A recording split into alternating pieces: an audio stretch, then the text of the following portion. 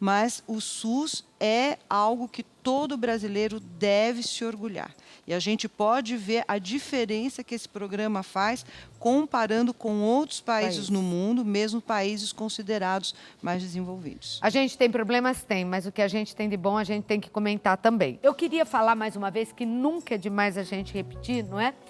Os procedimentos, aquela cartilinha que a gente aprendeu e que muitos não colocaram ainda, não executaram. A gente que é mãe fala para filho, né? Sai de máscara, cobre bem, né? Compra máscara. Mas quando você vê, pronto, tá com a máscara pendurada no pescoço, numa orelha só, e o coração da gente fica assim, batendo, que a gente sabe que não pode. Não vai em festinha. Não vai no churrasco. Mas outro dia eu recebi um convite para um churrasco clandestino, escrito, venha no churrasco clandestino. Gente, é um absurdo. Falta conscientização, então eu queria que você repetisse a cartilha para não pegar Covid, para evitar, pelo menos. O que nós temos hoje, então, é manter o distanciamento social, o uso de máscaras. As máscaras têm lá as regras das máscaras, mas em sendo socialmente máscaras de tecido que sejam de tecido duplo. O distanciamento de 1,5 metro a 2 metros. Nós temos consciência que é fácil falar isso, e a pessoa que precisa pegar um ônibus, um metrô, tem distanciamento de 0,5 centímetros, muitas vezes, né? Mas, assim, esta é higienização das mãos o tempo todo. A gente chama de higienização ou lavar com água e sabão ou usar o famoso álcool gel que as pessoas devem ter nos seus pertences. E essa é uma dica importante que eu penso, e eu também sou uma pessoa que utiliza transporte público em muitas situações. É um momento muito importante para você utilizar a alternativa da higienização com o álcool gel, porque você vai fatalmente tocar nas coisas. Essas são as 3 coisas mais importantes. Nós temos nesse momento, no momento que nós chamamos de retomada, a interpretação de que você vai se reunir com mais pessoas. Todo mundo teve dificuldade, teve pessoas que ficaram meses longe da sua mãe. Então foram promovendo algumas aproximações, mas nós temos que compreender que quanto mais pessoas estivermos, se tiver uma transmitindo, vai pôr em risco todas as demais. Mas estamos de máscara, estamos longe, diminui, mas não zera o risco mesmo estando de máscara.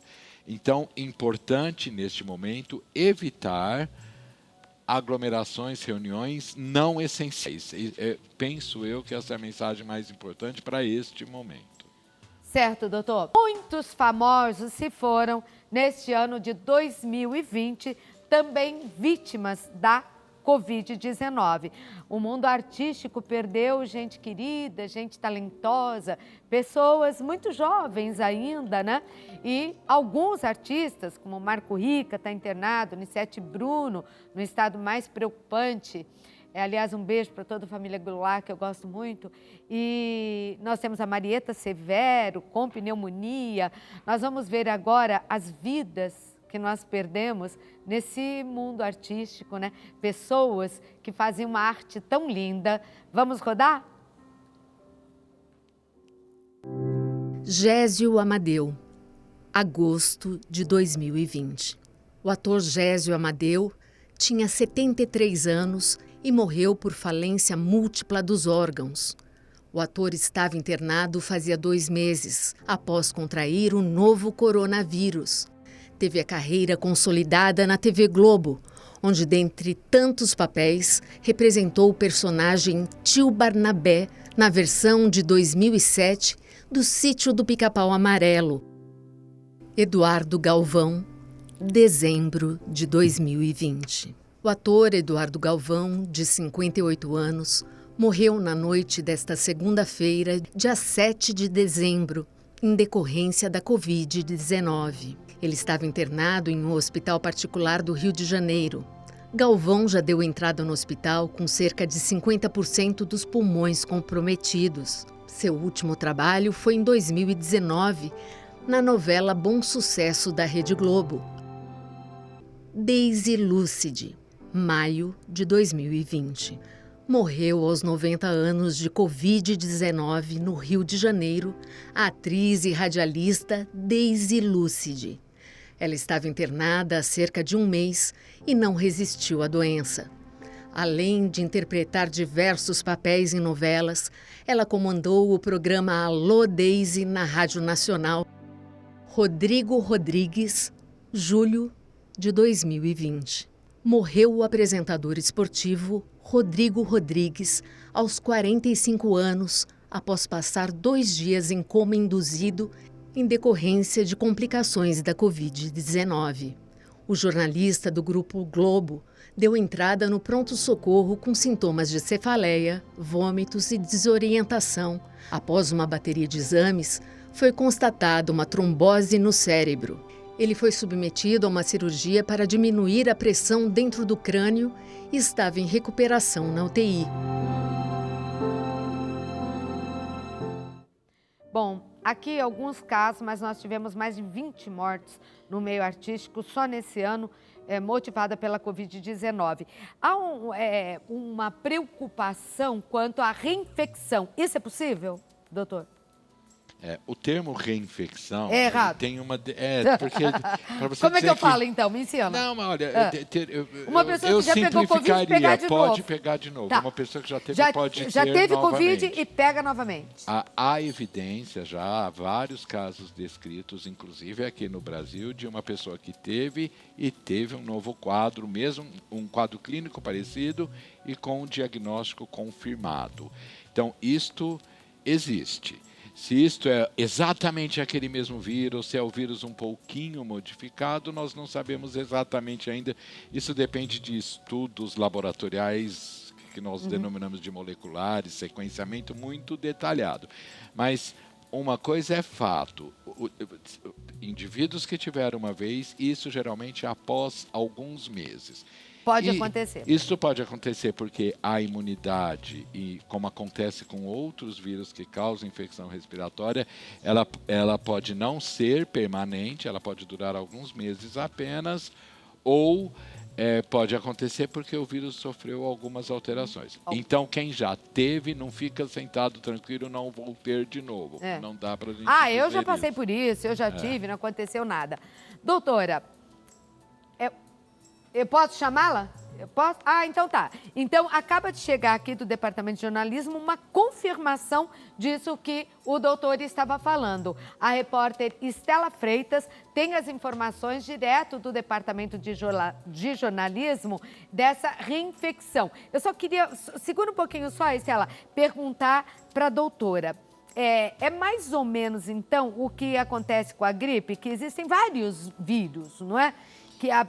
E a vacina pode não funcionar para todos eles se ele se modificar? É isso? Bem, então, existe 2 coisas. Uma que é a questão da resposta imune, né? Então, a pessoa ela pode ser infectada, não ter um quadro grave e, de novo, adquirir a doença. Também, o vírus pode modificar. E se então, ele se modificar, aquela vacina já não vai servir? Ou não? O que é muito importante que todos entendam é que a imunidade não é 0 ou 100. Tudo ou nada, ela não é binária. Não quer dizer que o fato de você ter se reinfectado ou ter um quadro, a sua imunidade não foi estimulada. Por quê? Porque a imunidade, ela visa você não ter doença e principalmente doença grave. Então, eu posso ter também uma doença mais branda. Então, no caso da vacinação, primeiro, de modo geral, as vacinas não têm 100% de eficácia. Eu tenho vacinas com 90% de eficácia, 95%, 70% de eficácia. Uma vacina, ela pode ter 30% de eficácia para evitar que a pessoa seja infectada. A mesma vacina, para a mesma pessoa, pode ter 70% de eficácia para que ela não tenha sintoma. E ela pode ter 80%, 100% de eficácia para ela não ter o quadro grave. Então, isso é muito importante a gente entender, que a imunidade não é tudo ou nada, ela não é binária, né? Tá. Então, a gente pode. No caso específico da gripe, o que nós temos? Nós temos imunidade para o vírus da gripe, mas esse é um vírus mutante. E conforme ele muda, a imunidade que eu tenho, ela pode não ser suficiente para que eu não seja infectada ou principalmente para que eu não tenha um quadro grave. Mas existe uma imunidade. No caso da gripe, porque esse vírus é mutante, nós fazemos uma vigilância para saber qual é o vírus que está circulando. Isto é bastante importante. No caso do coronavírus, ele parece ser um vírus bem estável. Ele é um vírus grande, estável, e a gente não sabe até que ponto essas mutações podem influenciar da sua imunidade, você está protegido ou não, caso um novo vírus apareça. A gente Certo. vai aprender isso, né? Mas pode Quer acontecer. dizer, nós estamos aprendendo todos os dias, né, doutor? Em todos os momentos com a Covid-19. Qual a diferença entre a vacina da Pfizer e a vacina da China, a Coronavac? Bem, então, primeiro, vacinas tradicionalmente, a gente pode dividir em 2 grandes grupos, Tá. para a gente poder entender. O primeiro grupo é o grupo das vacinas inativadas, onde eu pego um micro-organismo, uma bactéria, um vírus, cresço ele na fábrica, no laboratório, e depois eu inativo, eu mato esse vírus. Então, vacinas inativadas são sinônimos de vacinas mortas. E eu posso fazer a vacina inteira, ou seja, eu pego o vírus ou uma bactéria, cresço, inativo, mato, e pego ele inteiro, essa sopinha, purifico e coloco na vacina. Então, essa é uma vacina inativada, morta de vírus inteiro. E no por organismo exemplo. da pessoa ela age como? E ela vai agir estimulando a resposta imune, porque esses pedaços do vírus são reconhecidos pelo sistema imune, induzem uma resposta imune protetora, O nosso organismo nos protege. Então, vacina é sempre o que a gente chama de imunidade ativa. Tá. Você apresenta o micro-organismo, o vírus, o seu sistema imune reconhece especificamente e monta uma resposta imune específica. E Ela quem não tem um estado imunológico bom, quem está com a saúde debilitada, tem mais dificuldade o organismo em reconhecer isso? Sim, então, as pessoas, elas vão diferir, né? Então, existem pessoas que nós chamamos de bons respondedores e pessoas que não são boas respondedoras.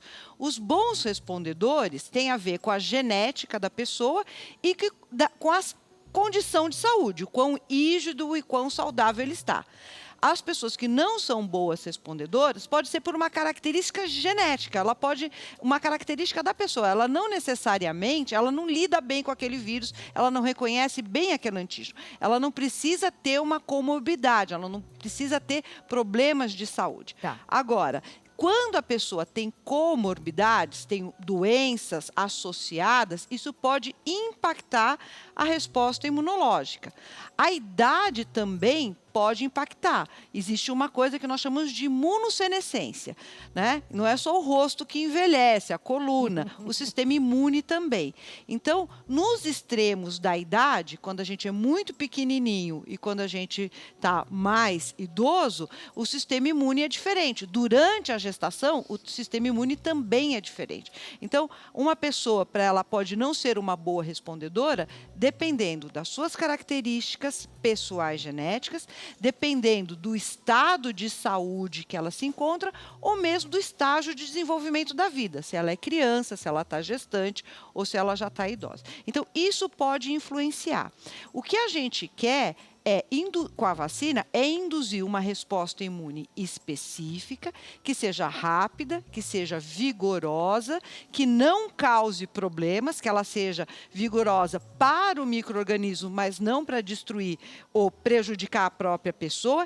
E uma outra coisa, que ela seja de longa duração. E então, o que a nesse gente quer é ponto, memória. qual a diferença entre as duas? Então, a da Pfizer e a Coronavac? Então, está falando. As vacinas, elas podem ser inativadas. A vacina da Coronavac é uma vacina inativada, onde eu pego o vírus, o coronavírus, cresço em laboratório, na fábrica, inativo, e é uma vacina de vírus inteiro. Eu pego todo esse vírus E injeto necessita na 2 pessoa. doses. De modo geral, as vacinas inativadas, elas precisam de 2 doses e elas precisam também do que a gente chama de adjuvante, ou seja, algo que vai ajudar a potencializar a resposta imune. Então, qual é a vacina Coronavac? É uma vacina inativada, de vírus inteiro, e a gente está esperando os resultados de eficácia. A gente tem indicativos de que é uma vacina segura, mas ainda num número limitado de pessoas. Com o fase 3, nós vamos ter mais dados de segurança, mas os dados são promissores. Então, isso é uma vacina tradicional. E a Pfizer? No caso da Pfizer, ela usa uma plataforma nova. Existem várias plataformas novas agora sendo testadas. Essa vacina da Pfizer, ela é uma vacina do que a gente chama de instrução genética. Ou seja, eu não vou colocar o vírus ou um pedaço do vírus, morto ou vivo. O que eu vou colocar? Eu vou colocar a instrução, a receita, a gente está fazendo aqui, nós temos a culinária, nós vamos colocar a receita de como fazer um pedacinho do vírus, que é uma proteína que é chamada de spike ou espícula, que é a proteína S. Então, o que a gente faz? A gente pega, hoje nós sabemos qual é o genoma do vírus, a gente identificou, a gente faz uma parte da receita, que é o RNA. Então, a receita para fazer proteína, para fazer a parte do vírus, ela pode ser em DNA ou RNA. O RNA é a receita já explicatinha, é o tutorial, é o seu programa. E o DNA é como se eu tivesse que ir na biblioteca ler. Ok. Né? Então, eu tenho o RNA. Esse RNA, ele não entra no núcleo da célula. Ele fica no citoplasma. E ele, quando entra dentro da célula, a sua célula vai produzir esse pedaço do vírus, esse pedacinho. Então, é uma vacina de instrução. Então, a sua célula que produz esse RNA, ela agora vai ter essa proteína produzida por você, que é apresentada para o seu sistema imune e vai induzir uma resposta rápida e uma memória também, que é o que a gente quer. Eu queria agradecer muito sua presença aqui no programa, explicação perfeita, não é? Vamos aguardar essa finalização da 3ª fase da Coronavac. E vamos aguardar também a compra da vacina da Pfizer pelo governo federal para que esse programa de imunização comece, porque é tudo que nós estamos precisando, não é verdade, doutor? É verdade. Então, a sua mensagem final e a sua para o nosso público, por favor. Eu conversei aqui com o infectologista do Hospital das Clínicas de São Paulo, doutor Edson Abdala, que é também professor da USP, da Universidade de São Paulo.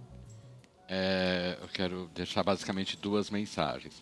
A primeira é que, apesar de termos muito ainda a aprender sobre a infecção por este novo vírus, nós, felizmente, já conseguimos ter vários conhecimentos. Então, felizmente, hoje, a assistência à saúde consegue conduzir de uma forma mais segura e evitar muitos casos mais graves e muitos casos de óbito.